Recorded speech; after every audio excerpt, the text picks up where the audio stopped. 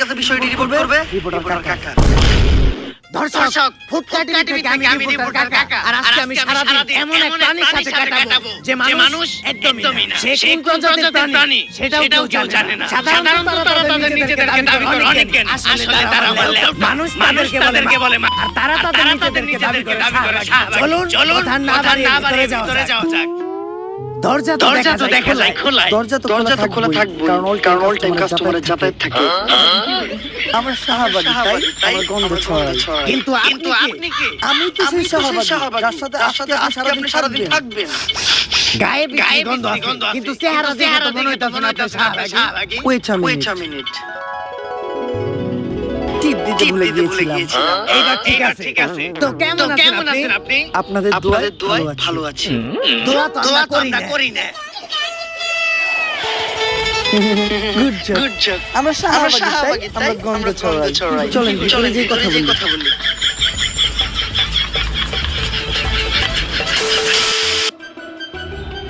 কাকা আপনার একটু কষ্ট করে বিছানায় বসতে হবে কারণ আমার বাসায় কোনো বসার ব্যবস্থা নাই তো। বসার ব্যবস্থা নাই কে?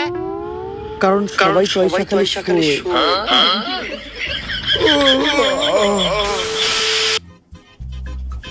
নেন কাকা পানিটা খেয়ে নেন।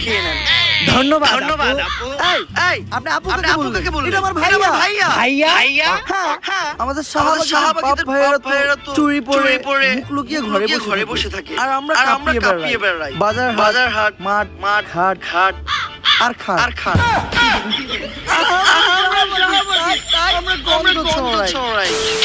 আচ্ছা ভাইয়া, যেহেতু এখন সকাল, এক্সকিউজ মি আপনার কোথাও একটা ভুল হচ্ছে। আমি ভাইয়া না আমি আপু। আমি আপু না ভাইয়া। আসলে আমি ভাইয়া না আমি আপু।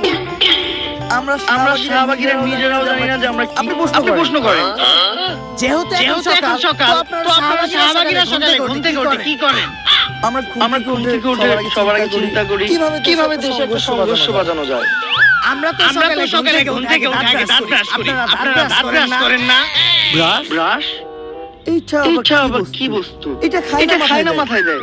আরে আমি এই যে এটার কথা বলেছি। ও ব্রাশ। আমার কাছে একটা ব্রাশ আছে, অনেক বড় ব্রাশ। আমি নিয়ে আসি। এই যে আমার ব্রাশ। যদিও আমরা শাহবাগীরা দাঁত মাজি না, তারপর যখনই মাজি এই ব্রাশ দিয়ে মাজি।